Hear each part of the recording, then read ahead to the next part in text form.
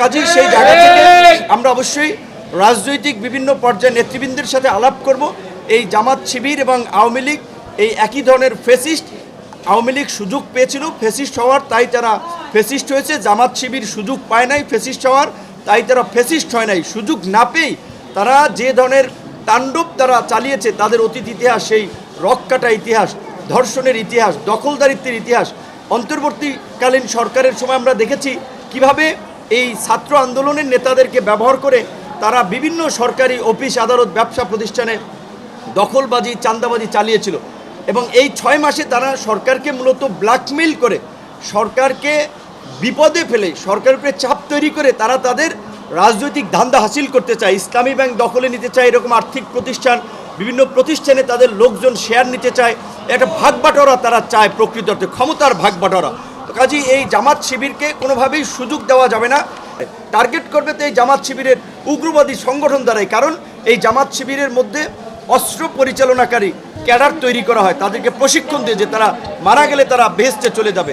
এই জামাত শিবিরের মধ্যে আপনার চাঁদাবাজ গ্রুপ তৈরি করা হয়, এই জামাত শিবিরের মধ্যে সন্ত্রাসী গ্রুপ তৈরি করা হয়, এই জামাত শিবিরের মধ্যে সোশ্যাল মিডিয়ায় প্রোপাগান্ডা ছড়ানোর জন্য সাইবার বাহিনী তৈরি হয়। আপনারা শুনেছেন বট বাহিনীর কথা।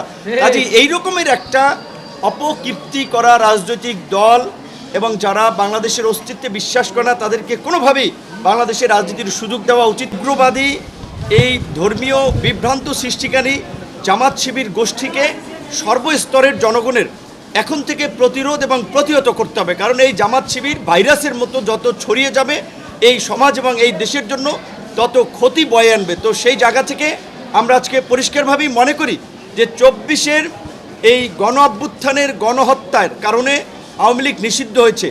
71-এ কিন্তু এর চেয়েও ভয়াবহ গণহত্যা, লুটপাট, গণধর্ষণ হয়েছে। সেই 71-এর গণহত্যা, গণধর্ষণ এবং লুটপাটের কারণে জামাত শিবিরও কিন্তু নিষিদ্ধ হওয়া দরকার।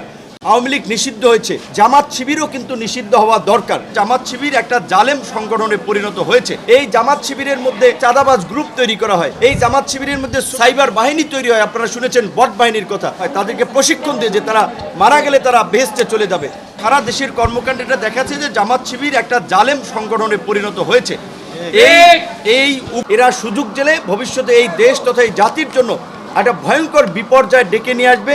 তাই আমি সকল পর্যায়ের রাজনৈতিক দলের নেতৃবৃন্দকে আমি আহ্বান জানাবো, আওয়ামী লীগ এই 24-এর গণহত্যার কারণে নিষিদ্ধের পাশাপাশি 71-এর গণহত্যা, লুটপাট এবং ধর্ষণের কারণে জামাত শিবির আওয়ামী লীগ নিষিদ্ধ করেই গিয়েছে।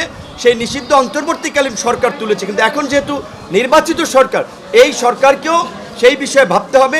প্রয়োজনে রাজনৈতিক ঐক্যমত্য তৈরি করে এই জামাত শিবিরের মতো উগ্রবাদী সংগঠনকে নিষিদ্ধ করতে হবে। কারণ না হলে এই দেশে উগ্রবাদ মাথাচাড়া দেবে এবং বৈশ্বিকভাবে বাংলাদেশ একটা ভাবমূর্তি সংকটে পড়বে। যেভাবে আপনারা দেখেছেন কিছুদিন আগে জাতিসংঘ আল কায়দার আপনার তৎপরতার কথা বলেছে যে তারা বাংলাদেশকে টার্গেট করতে পারে।